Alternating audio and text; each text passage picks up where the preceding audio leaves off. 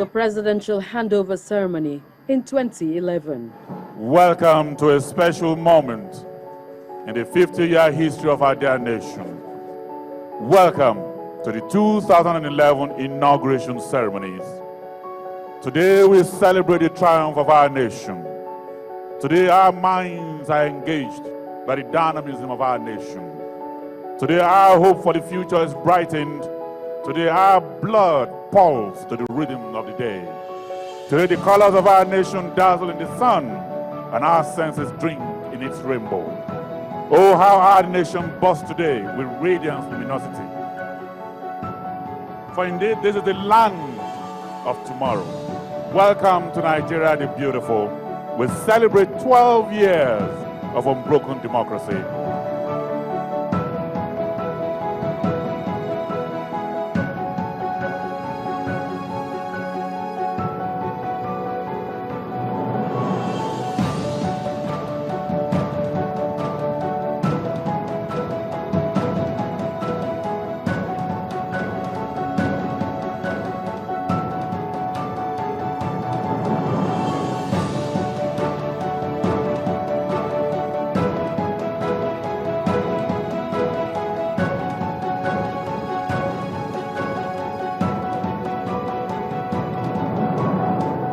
The continued agitation for a return to civil rule after the demise of General Sani Abacha in June 1998 birthed the May 29 handover date for Nigeria.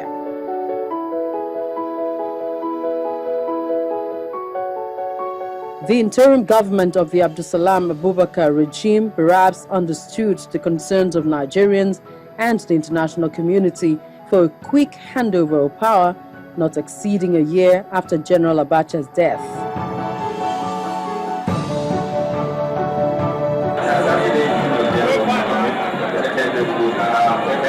After contesting with two other strong parties, the Alliance for Democracy and the All People's Party, General Olusegun Obasanjo emerged winner for the presidential seat under the People's Democratic Party ticket.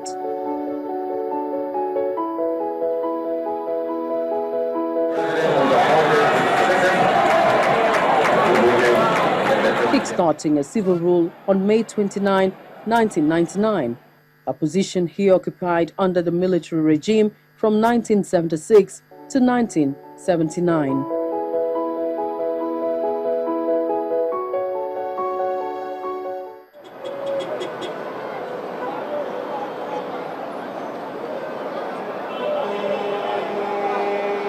Senior Advocate of Nigeria, Chief Robert Clark, has witnessed a few handover ceremonies in Nigeria before the May 29 date. He gives an expose of the field, a field the younger generation study in history classes.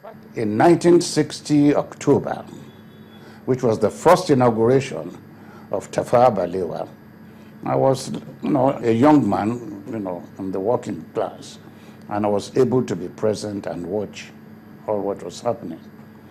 That was a period when Nigeria had to metamorphose from a colonial country into a fully independent country.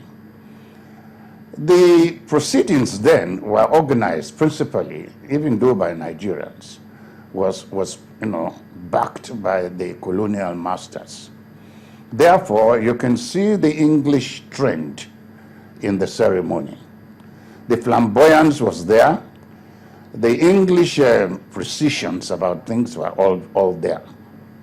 Actually, the Governor General then was an Igbo, Sir James Robertson.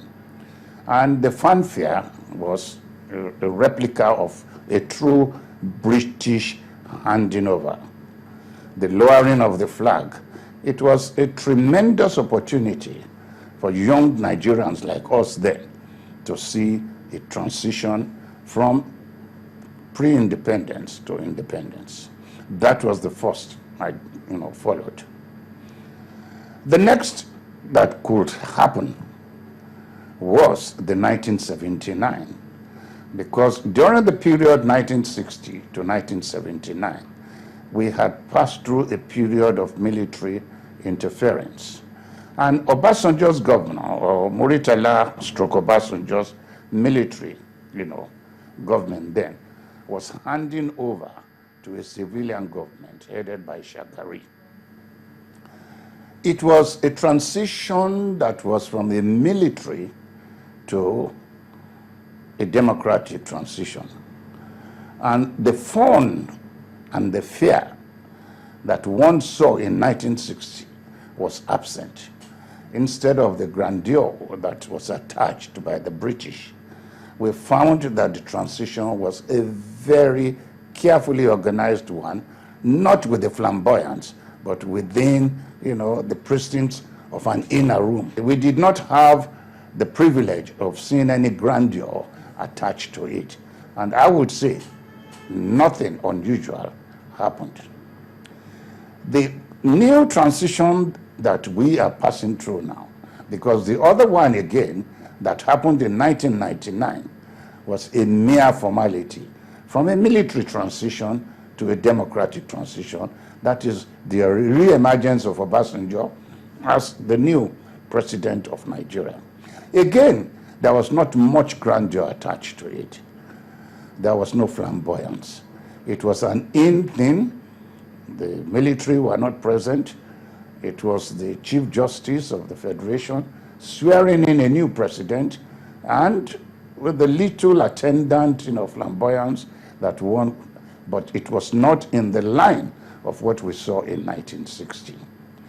Now, for the first time in the history of Nigeria, we are, by the grace of God, on May 29th, going to see a transition that is unique. Unique not only in Nigeria, I believe unique in Africa too, except for Ghana and one or two other countries like South Africa. We are now finding a transition between two civilian, parties taking over the governance of a country. Now, I am waiting to see whether there's going to be attached any, ceremony in the line of what we saw in 1960. I don't believe it. Dating back to the several inaugurations that Nigeria has experienced, you say that this is the first time we're having a civilian transition. But I recall that during the former President Obasanjo's regime, he handed over to a civilian government. I would have loved to say that was a transition. But I am tempted to say it was not a transition. It was a transition in relation to personalities.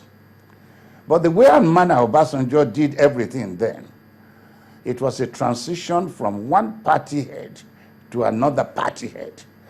And the way and manner Obasanjo campaigned during the transition, bringing Yar'Adua, never gave us that impression that there was a change. We thought, Obasanjo is stepping aside for Yar'Adua, who from the same party. So even though you can say it's a transition, but for me, it is not as we expect this coming May 29th, because this is a real transition from a change of power base from one political party to another political party. So it's not just, in Obasanjo's case, it's what you call the handling of the baton in a relay team. You are giving it to the same team and it's taking it from you. But in this case, it is a transition in the real sense of it. What would you prescribe for this new transition? What would you prescribe as the kind of inauguration ceremony to hold come May 29? You see, it is clear in Nigeria now that the military hangover is no longer, breathing on our necks. We are no longer afraid of the incursion of the military. That is why this transition needs to be given, an elaborate, ceremony, so that the young ones will learn from it, because we are making history. And if we are making history, we should be bold enough to let everybody know that this is a historical occasion. I would love to see a higher pedestal of ceremonial, measures being taken to enlighten the young ones that We have to rejoice. We have to thank God that we are doing what we are doing today, despite and in spite of all the predictions of doom that has been, attached to 2015 in Nigeria.